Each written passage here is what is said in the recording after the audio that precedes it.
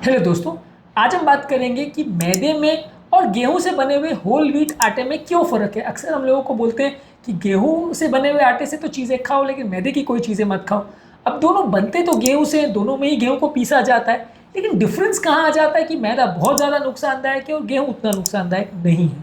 आज इस कॉन्सेप्ट को डिस्कस करेंगे कि आखिर फ़र्क कहाँ पे है और क्या ऐसा हो जाता है मैदे के साथ जो उसको बहुत ज़्यादा हानिकारक बना देता है, और कहाँ कहाँ पे ये आपको हानि करता है, किस किस तरह से आपको नुकसान पहुंचाता है। इस कॉन्सेप्ट को डिस्कस करेंगे।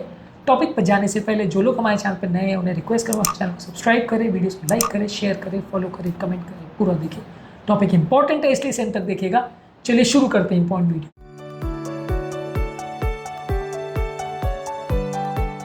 सबसे पहला देखिए, समझने की ज़रूरत ये कि गेहूं से ही दोनों चीज़ें बनती है, लेकिन गेहूं को हम जब पीसते तो उसके सबसे इनर जो पोर्शन है उसको एंडोस्पर्म बोलते हैं, उसमें स्टार्च ज़्यादा होता है। जैसे जैसे हम गेहूं को पीसते जाते हैं उसका बाहर का कर्नेल या शेल कटता चला जाता है और हम स्टार्च वाले मटेरियल को कॉन्सेंट्रेट करते चले जाते हैं। तो मैदे में और गेहूं में बेसिकली फ़र्क ये है कि रिफाइनिंग के प्रोसेस के दौरान या ज़्यादा पीसने के दौरान हम जो बाहर का जो लेयर है या ब्रांड का जो लेयर है जिसमें फाइबर कंटेंट ज़्यादा होता है, न्यूट्रिएंट ज़्यादा होते हैं, वो सारा निकाल के फेंक देते हैं, और अंदर का जो एंडोस्पर्म वाला जो लेयर है जिसमें खाली स्टार्च ही होता है वही हम लेते हैं, और ये स्टार्च बॉडी को नुकसान करता है। तो मैदे में और गेहूं में बेसिकली फ़र्क ये है कि पीसने के दौरान ये इसेंशियल जो अच्छी चीज़ें हैं वो हम निकाल के फेंक दे रहे हैं और खाली स्टार्च को इकट्ठा कर रहे हैं। हालांकि गेहूं में भी 100% ये कहना गलत है कि जो हम आटा ले रहे हैं उसमें भी स्टार्च का कंटेंट नहीं है या उसमें भी सारी अच्छी चीज़ें प्रिजर्व है, क्योंकि उसको भी अगर आपने थोड़ा भी ज़्यादा पीसा, जो कि आज के डेट में काफ़ी कॉमन है, लोग ज़्यादा पतली रोटियां बनाने के लिए ज़्यादा रिफाइंड आटा काफ़ी लोग पसंद करने लगे, क्योंकि एक्चुअल जो नेचुरल आटा होता है जो कम पीसा हुआ होता है वो काफ़ी कोर्स होता है, उसमें रोटियां वगैरह भी काफ़ी थिक बनेंगी। तो मार्केट में जो किया जाता है, मार्केट ज़्यादा पतला आटा या ज़्यादा फाइन आटा, उसमें ज़्यादा प्रोसेसिंग की जाती है तो वो भी उसकी कई प्रॉपर्टीज़ को ख़राब कर देता है और उसमें भी थोड़ी बहुत मैदे जैसी प्रॉपर्टीज़ आने लगती है। हालांकि इसमें बहुत ज़्यादा वेरिएशन है और इसमें एक्चुअल में कंपनी ने उसको कैसे प्रोसेस किया है और कितना उसको पीसा है और उसमें कौन सा लेयर गया कौन सा लेयर बचा, ये थोड़ा डिसाइड करना मुश्किल है। कंपनी टू कंपनी वेरी कर सकता है, लेकिन ये है कि इस मामले में आप ये समझ लीजिए कि रेगुलर आटा और मैदे में बेसिकली फ़र्क ये है कि कौन सा चीज़ें ज़्यादा है। रेगुलर आटे में आप मान के चलिए कि उसमें थोड़ा फाइबर कंटेंट और न्यूट्रिएंट कंटेंट ज़्यादा होगा, मैदे में वो चीज़ नहीं होगी, सिर्फ स्टार्च होगा। मैदे में इसके अलावा कुछ प्रिजर्वेटिव्स भी डाले जाते हैं, कुछ ब्लीचिंग एजेंट डाले जाते हैं, कुछ कंडीशनर डाले जाते हैं जो इसका टेक्सचर और शेल्फ लाइफ को बेटर करते हैं। ये सारी केमिकल्स भी नुकसान करते हैं। ये सारी चीज़ें रेगुलर आटा में हम मान के चलते नहीं हैं। हालांकि ये भी एक मान के चलिए कि जो फैक्ट्री से डायरेक्ट हमारे पास नहीं आ रहा है या जो चीज़ें थैलियों में बंद होकर हमारे पास आ रही है उसमें भी कुछ प्रिजर्वेटिव्स, उसमें कुछ केमिकल्स और उसमें कुछ फ्लेवर्स या ऐसे चीज़ें डाले जा सकते हैं, तो वो सारी चीज़ें भी नुकसानदायक होती हैं। तो इसलिए ये भी थोड़ा समझने की ज़रूरत है कि जो हम आटा अपने सामने पिसवा रहे हैं जिसमें केमिकल्स नहीं डले हुए हैं वो कंपेरेटिवली हम मान के चल सकते हैं, उसमें केमिकल्स का हमें साइड इफेक्ट नहीं होगा। फैक्ट्री से जो थैले में बंद होकर आटा आ रहा है उसमें ये सारी चीज़ें होने की संभावना डेफिनेटली होती है। इस मामले में भी ज़रूरी होता है कि ये प्रिजर्वेटिव डाले गए या नहीं डाले गए हैं और कौन से डाले गए, कितनी कॉन्सेंट्रेशन में डाले गए, ज़्यादातर उनके थैलों पर लिखा होता है, तो आप पढ़ के देख लीजिए। हालांकि इसको पढ़ के पूरी तरह से समझ पाना और इसकी इंपॉर्टेंस को समझ पाना पूरा मुश्किल है, क्योंकि कई केमिकल जो प्रिजर्वेटिव डाले जाते हैं वो कोड नेम में होते हैं या ऐसे ऐसे केमिकल्स के नाम होते हैं जिनके बारे में आपको कुछ नहीं पता होता। तो वो सारी चीज़ों को आपको मान के चलना है कि बुरी होती है। हाँ, ये है कि अलग अलग चीज़ों में, अलग अलग कंपनीज़ में वो किसी में कम किसी में ज़्यादा ऐसा हो सकता है। इसके अलावा मैदे में ओवरऑल जो है फाइबर कंटेंट कम होगा, जैसे कि हमने बात किया, और रिफाइनिंग के दौरान इसमें विटामिन मिनरल्स, खासकर बी ग्रुप के विटामिन और जो मिनरल्स है जैसे आयरन, मैग्नीशियम और जिंक, ये सारी चीज़ें लॉस हो जाती है जब हम होल व्हीट से बनी हुई चीज़ें लेते हैं। तो ये सारे फाइबर्स उसमें रहते हैं और ये सारे न्यूट्रिएंट्स उसमें रहते हैं जो कि मैदे में नहीं रहते हैं।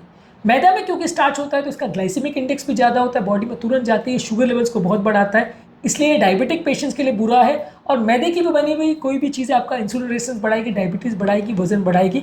जबकि गेहूं का ग्लाइसेमिक इंडेक्स कंपेरेटिवली कम होता है। गेहूं के बने हुए आटे में फाइबर क्योंकि ज़्यादा होता है, जब आप इसको लोगे तो ये कॉम्प्लेक्स कार्बोहाइड्रेट जैसा काम करेगा, धीरे धीरे करके इसका पाचन होगा और इससे ओवरऑल आपके शुगर वैल्यूज इतने नहीं बढ़ेंगे, डायबिटीज़ कंट्रोल इतना नहीं बिगड़ेगा।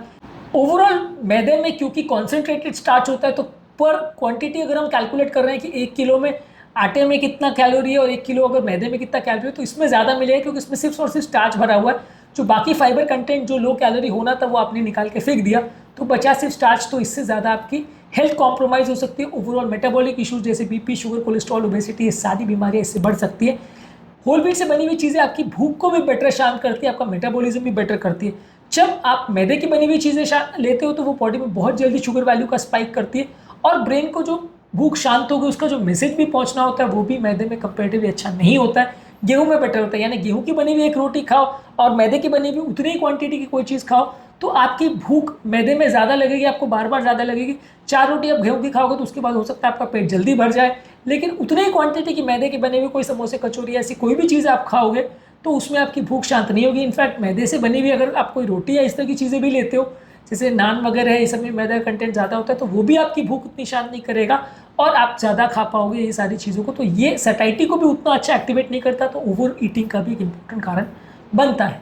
बहुत सारे ऐसी क्रॉनिक मेटाबॉलिक प्रॉब्लम्स है जो मैदे में ज़्यादा होती है, गेहूं में कम होती है। अब ये है कि कई कंपनीज ऐसा क्लेम करती है कि हम जो आटा बना रहे हैं उसमें उतना उसको प्रोसेसिंग नहीं कर रहे हैं, या हम जो कर रहे हैं उसमें फाइबर कंटेंट रिस्टोर कर रहे हैं, या हम जो आटा बना रहे हैं उसमें विटामिन मिनरल्स ऊपर से डाल दे रहे हैं। ये सारी चीज़ें करके आप उसकी न्यूट्रिटिव वैल्यू को बेटर कर सकते हो, उसको थोड़ा बेटर बना सकते हो।